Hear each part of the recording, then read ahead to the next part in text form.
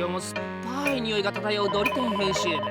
1週間で1日分の作業をこなすスタッフの目つきは全く鋭くない。はい、ドリフト全国編集部です。爪折りですか？少々お待ちください。佐々木さん、読者の人が爪折ってくれって言うんですけど、爪というのはな、折るものではなく切るものなのだ。今月のチャレンジはフェンダーの爪折りに挑戦。川崎編集長の受け売り知恵袋、度胸一発フェンダー爪折り編。というわけで今回の、好評だか好評じゃないんだかわからない編集長チャレンジはフェンダーの爪折りに挑戦しようと思います。今回使うものはトンカチ、ハンマー、金槌と呼ばれるものです。傷つかないようにとか変にへこませないようにいろんな材質のものを揃えてみました。まずフェンダーの爪というのはどういうものか見てください。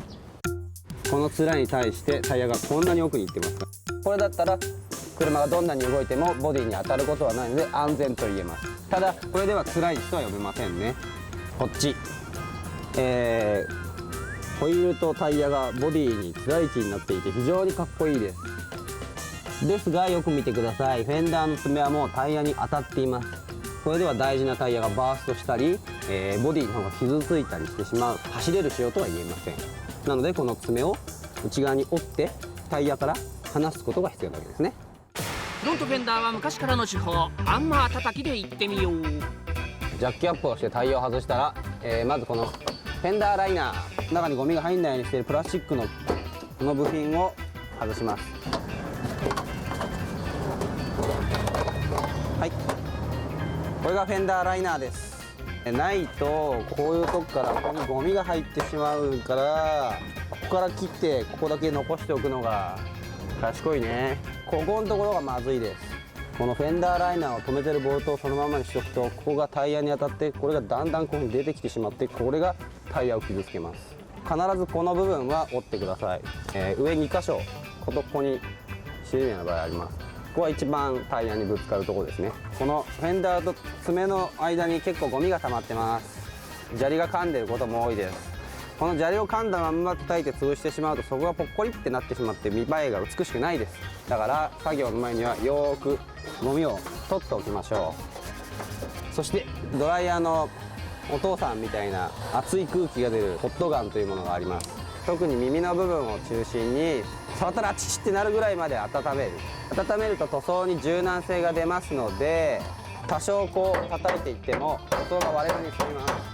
叩く時は必ず叩く反対側を押さえて叩く、挟むようにしてこう叩いていくんですね。そうすることによってフェンダーがたわまないで形そのままにここだけが折れていきます。フェンダーを外してやった方が早いんじゃないかと思う人もいるかもしれませんが、それではこの形のまんまきれいに叩くことはできないと思います。この音にビビってはいけません。これではいつまでたってもフェンダーそのままです。誰でも集中してやってみれば意外と簡単だが、元気のいいハンマーサウンドは村中に響き渡るでしょう。ここら辺は結構温めていたから塗装が割れずに済んでるんだけど、ここ温めが足りなかったから割れちゃいました。こうならないためにはよーく温めてちょっとずつ叩くと。今日も何事かと近所の偵察係のおばちゃんがさりげなく通過。これは林のバカが缶スプレーで全塗した車なんで、塗装がちょっと割れやすいのかな。普通の純正の塗料だったらウレタン系だからこんなにポロポロしないと思うんですけど、それでも一応温めたところとは全然違います。割れちゃったんでもういいやね全然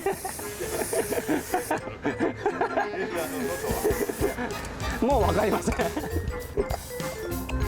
完成です。あれよあれよの本当にたった5分でした。フェンダーの爪折りは1箇所5000円ぐらいからショップでやってくれたりしますが、もうやることはこんなもんなんで、タイヤがちょっと当たって困るっていう人は遠慮なくフェンダーを叩きましょう。いよいよここからはノムケン直伝の奥義を披露しよう。リアフェンダーもフロントフェンダーと同じようにタイヤを外してジャッキアップして叩いていけるんですが、結構リアフェンダーは硬いです。鉄板がいくつも重なり合ってこう来ているので、ちょっとやそっとハンマーで叩いたぐらいじゃ変形もしません。そんな時に昔から走り屋、やっぱりこの車積んでありました。だいたい走り屋には鉄パイプが積んでありますね。土屋先生の記録にも必ず積んでありました。この鉄パイプを使います。これをどうするかというと、ここから差し込んでタイヤをぐるっと回すことで無理無理無理無理無理無理無理無理、これがこういう風に回ることで潰れていくわけです。わかりますか？ちょっとやってみます。だいたいこういう作業をやってるとですね、メリメリメリメリって入った瞬間に「あ、ちょっと待って、やりすぎた、ちょっと待って、ストップ!」っていう話になりますが、そんな時はもう遅いです。もちろんリアの塗装も入念に温めましょう。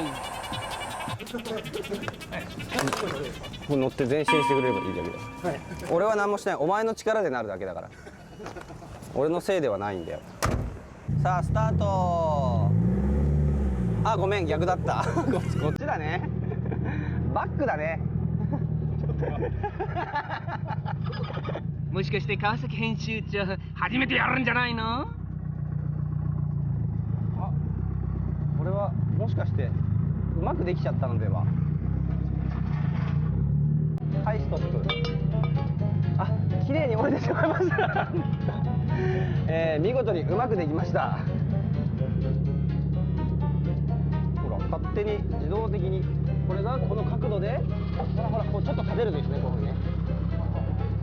はいはいはいはいはいはいはいはい、オッケー。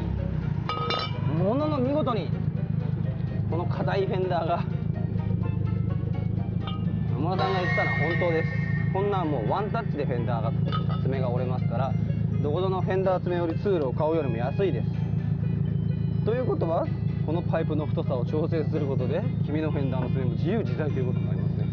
鉄パイプはホームセンターで入手できますが、うちは都会でホームセンターなどないよという方は、このような道に生えてる鉄パイプでありますから、あとはあれですね、バス停、あれを持って帰ってですね、鉄パイプとして利用する。これがきっと70杯ですね。